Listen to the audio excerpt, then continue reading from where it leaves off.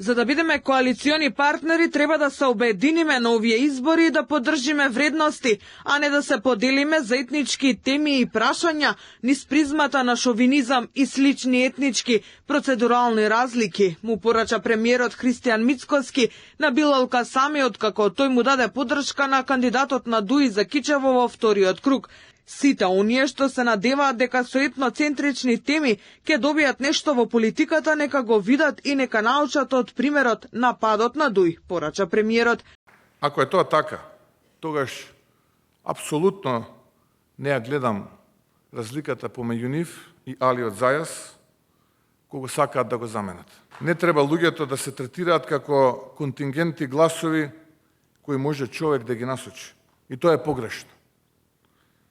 Луѓето треба да се третираат како луѓе со човечки судбини кои сакаат подобар живот и кои треба да гласаат по сопствено убедување.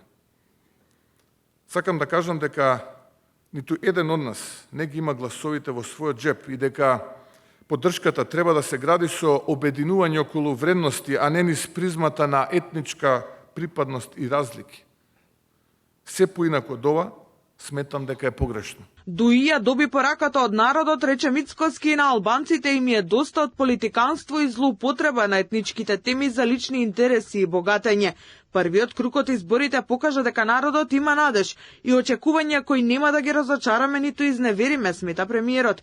На опозицијската СДСМ им порача да се консолидираат и да размислат дали ќе се осмелат да одат на предвремени парламентарни избори, како што постојано повикуваат. И ваквата разлика со конкурентите е огромна одговорност за нас и ние ќе работиме да ја оправдаме довербата. А на опозицијата ќе им оставиме време да се консолидираат и да размислат дали, например, ќе се осмелат да одат на предвремени избори, кои, да бидам директен, јас не ги посакувам и сметам дека се непотребни и дека е време за резултати и голема офанзива на секој план. Но нивната весела математика и ова упорност со надмудрување и создавање на вештачки теми и блефови треба да добие соодветен одговор. Затоа нека внимаваат што зборуваат и што посакуваат, може и да им се оствари. Според премиерот, опозицијата е спремна да отстапи и да даде се за барањата кои стојат на македонскиот евроинтегративен пат. Но, според Мицкоски, владата нема да се откаже од барањето за гаранции дека уставните измени за внесувањето на бугарите ќе биде последен услов и дека ништо ново нема да го попречи македонскиот евроинтегративен пат.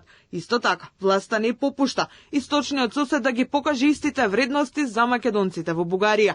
На домашен план, животниот стандард на граѓаните и економијата ќе бидат приоритет број 1 во идниот период на владата, порача премиерот. Македонските граѓани заслужуваат достоинствен живот и тоа ќе го сториме самите, оти никој од надвор нема да ни помогне, заклучи Мицкоски.